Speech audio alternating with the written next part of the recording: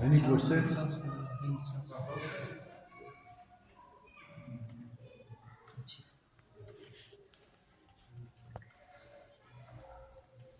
Hare Krishna Guru Maharaj, please accept my humble obeisances. Thank you for the kirtan. Please explain what it means to tightly hold the Guru's feet.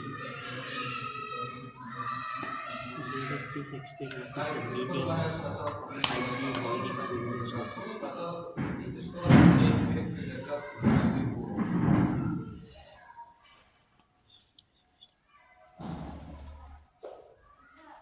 Not allow Gurudev to go to toilet.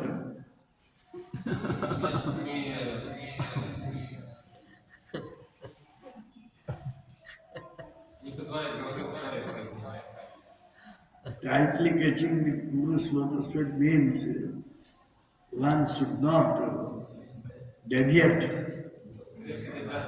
from service to Guru.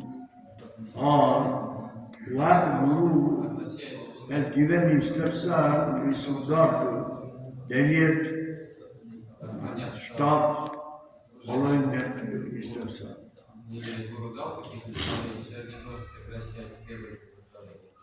We should always be Guru Das.